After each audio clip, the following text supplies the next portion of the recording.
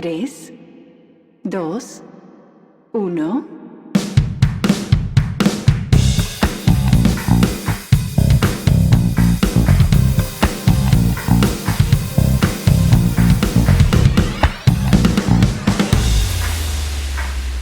¿Qué tal, mis queridos ambientalistas? ¿Cómo están?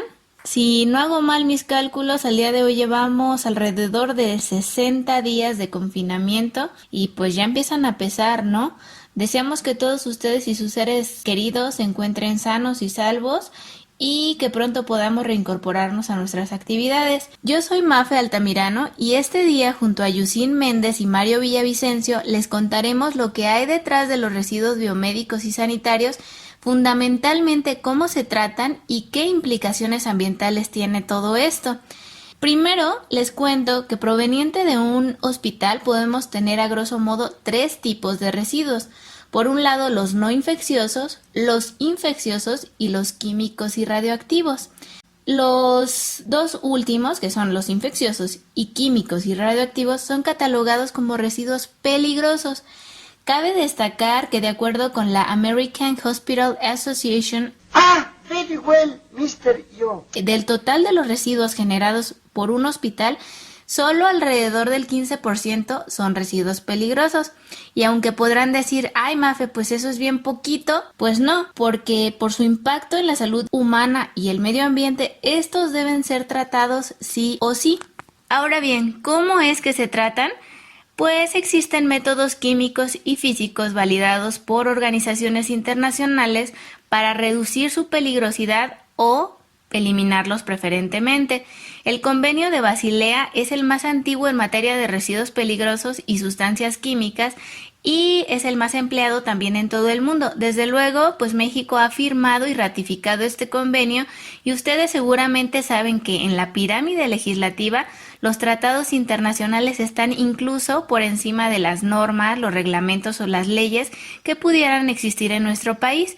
Lo único que tiene prioridad ante los tratados y convenios internacionales es nuestra constitución política. Pero bueno, no me voy a desviar a temas de gestión ambiental que espero podamos tratar en otros episodios.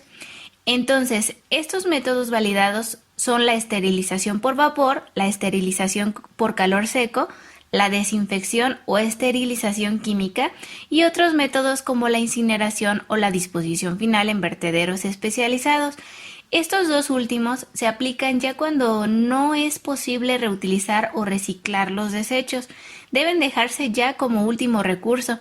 Y bueno, estos métodos de tratamiento pueden usarse solos o combinados y dependerá de los requisitos de evaluación de riesgos o de las normas de consentimiento para la descarga. El objetivo siempre es hacer posible la inactivación y la disposición segura de estos residuos. Ahora, la eficiencia de estos métodos de tratamiento va a depender de varios factores, como por ejemplo el volumen, la concentración, el tipo de riesgo que representa, la resistencia a la desinfección que presenten estos, las condiciones operativas específicas del método de tratamiento, entre otros factores. En general, los métodos de esterilización se recomiendan como una primera opción y son considerados menos perjudiciales para el medio ambiente respecto a los métodos químicos o térmicos, por ejemplo. Pero bueno, como dicen por ahí, ni todo es blanco, ni todo es gris, todo depende del matiz. Hasta rimó, ¿no? Estaba la pájara pinta a la sombra del verde limón, con el pico picaba la rama, con las alas recoge la flor. Y cada método tiene sus pros y contras, así que evaluar la mejor opción pues es sumamente importante. Entonces a continuación, Yusin y Mario nos contarán en qué consisten los métodos de esterilización y desinfección química para finalmente yo platicarles sobre la incineración y la disposición final en celdas de confinamiento. Venga pues, chicos, de su ronco, defeño y veracruzano pecho. ¡Qué elegancia la de Francia! Hola a todos, yo soy Yusin Méndez y hoy les voy a hablar brevemente sobre la esterilización por vapor y por calor seco. En primer lugar, debemos saber que la esterilización es la eliminación o muerte de todos los microorganismos que contiene un objeto o sustancia. Entonces, la esterilización por vapor o un autoclave, que también se conoce como esterilización por calor húmedo, consiste en exponer los residuos a vapor saturado en un recipiente a presión. Los efectos que provoca el calor del vapor saturado son la desnaturalización y la coagulación de proteínas, la ruptura del DNA y RNA y la pérdida de material de bajo peso molecular.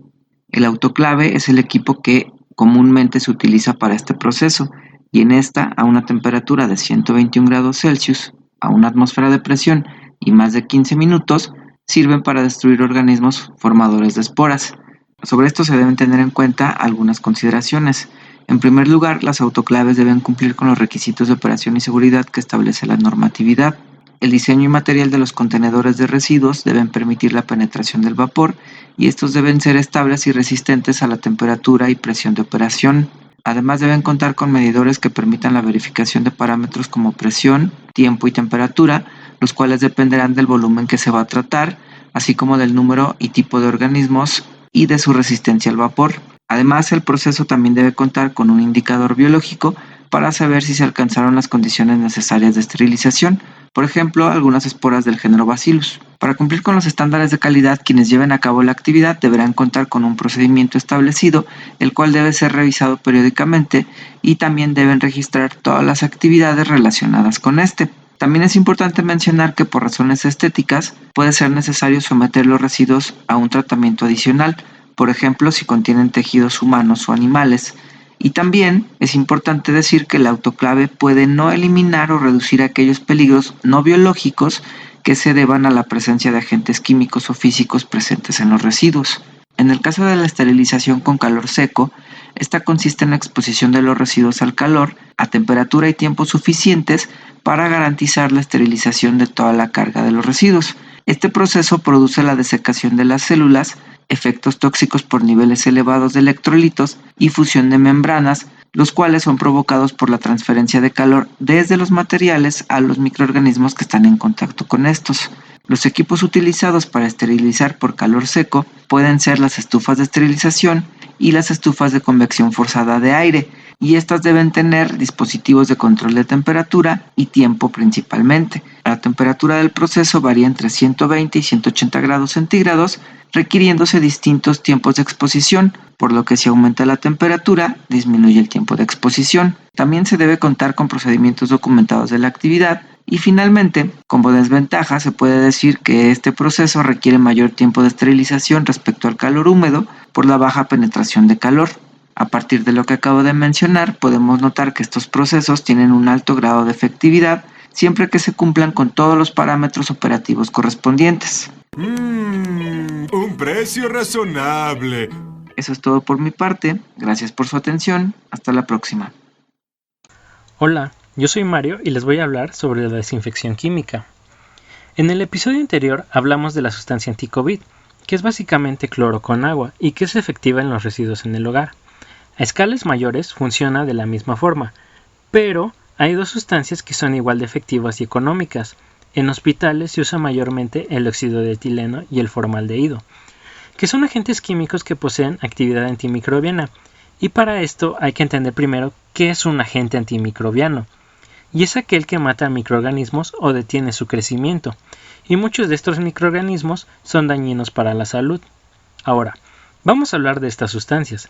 El óxido de etileno es usado en muchas aplicaciones como la limpieza del hogar, cuidado personal, entre otros, pero el más importante es en la esterilización de equipo médico, incluido equipo personal de protección usado por médicos y hospitales, y se estima que tan solo en Estados Unidos se esterilizan cada año 20 millones de dispositivos médicos, ayudando a prevenir decesos e infecciones. También el formaldehído se usa para la desinfección de residuos. Todas las formas de vida producimos formaldehído y se usa para la producción de elementos de cuidado personal, y principalmente se usa para inactivar virus que causan enfermedades como el de la gripe en la elaboración de la vacuna antigripal. Y van a decir, ¿eso qué tiene que ver con los residuos? Pues en hospitales todo lo que se genera como gasas, vendas, residuos de rayos X, quimioterapia y de residuos de laboratorio necesita ser desinfectado antes de desecharlo. Es de suma importancia hacer esto, y si no se tratan los residuos, pueden esparcir enfermedades a más seres humanos o animales. Ahora, Muchas veces los desinfectantes pueden no detener organismos tales como esporas, algunos hongos y ciertas clases de virus, por lo cual no deben utilizarse como principales métodos de tratamiento. Es por eso que antes debe de analizarse si es más eficiente un tratamiento térmico. En estos tratamientos a altas temperaturas se usan equipos como autoclaves, que es básicamente el funcionamiento de una olla de vapor. Metemos los residuos y el calor inhabilita a los microorganismos. Y también el uso de microondas, que deben de ser especiales para tratar estos residuos. Entonces debe darse preferencia a la esterilización térmica con respecto a la de sustancias químicas, por razones de eficiencia y por consideraciones ambientales. ¡Anda la osa! Perfecto, muchas gracias chicos. Finalmente yo les cuento que la incineración es una combustión, pero es una combustión, ojo, controlada y completa que ocurre a altas temperaturas, y con altas temperaturas me refiero a arriba de 800 grados Celsius. Los residuos se queman y los compuestos que son orgánicos se convierten en óxidos gaseosos, principalmente dióxido de carbono y agua, mientras que cuando los que se queman son componentes inorgánicos, se mineralizan y se convierten en cenizas, a menos que pasen a formar parte del gas de combustión, lo que pues para nada es deseable. Cuando los métodos de tratamiento de los que nos hablaron Mario y Yusin ya no son una opción, la incineración correctamente realizada nos va a proveer de múltiples beneficios, como son, por ejemplo, destruir agentes patógenos, disminuir el volumen de los residuos, convertirlos en remanentes apropiados para enviarlos a vertederos y, en los mejores casos, pues hacer valorización energética, es decir, aprovechar el calor liberado para producir energía. A fin de disminuir al mínimo el impacto ambiental de las plantas de incineración, deben reducirse y tratarse adecuadamente las emisiones en el aire, el agua y el suelo mediante la utilización de técnicas avanzadas de incineración y control de emisiones, por supuesto en condiciones que sean técnica y económicamente viables. Y ojo, si los desechos biomédicos y sanitarios solo pueden ser incinerados en condiciones inadecuadas, es decir, baja temperatura o falta de un sistema de control de emisiones, no deben destinarse a incineradores de este tipo residuos como los medicamentos citotóxicos, los productos químicos, los materiales halogenados o los desechos con alto contenido de metales pesados, como podrían ser las baterías o los termómetros de mercurio. Los incineradores requieren temperaturas muy elevadas, como ya les comenté, superiores a 800 grados Celsius, y precisamente ahí radica una de sus principales desventajas o inconvenientes, y es que suele ser una tecnología con altos costos, tanto de inversión como de operación. Y bueno, por último, cuando alguna de las tecnologías de tratamiento o eliminación que ya hemos mencionado no es posible, existen los sitios de disposición final. Estos son celdas con un diseño especial, a donde incluso se sugiere que los residuos ya lleguen previamente tratados para minimizar los riesgos. En estos sitios especiales se deben seguir estrictas normas de construcción que ante todo eviten la contaminación de aguas subterráneas por infiltración de los lixiviados, y de hecho, pues estos lixiviados deben ser recolectados, tratados y eliminados con tecnologías ambientalmente aceptables, claro está, y restringir la presencia de vectores de enfermedades y olores. De hecho, en México la norma oficial mexicana 057 de la Semarnat es la que establece los requisitos de diseño, de construcción, de operación de estas celdas de confinamiento para residuos peligrosos. Y bueno, como ya se dieron cuenta, cada tecnología tiene sus pros y contras, y hay una serie de factores a considerar para tomar la mejor decisión desde el punto de vista ambiental y, por supuesto, de protección de la salud humana. Por el momento nos despedimos, nos escuchamos en el episodio 9.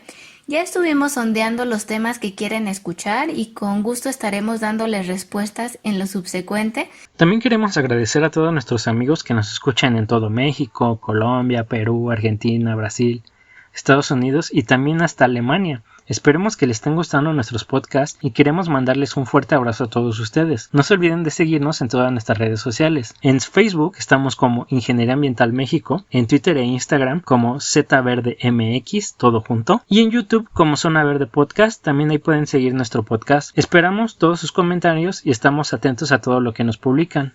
Aprovechen al máximo su tiempo en actividades que los nutran, que los llenen de vida y buenas vibras. Cuídense mucho y reciban un abrazo enverdecedor. Hasta pronto.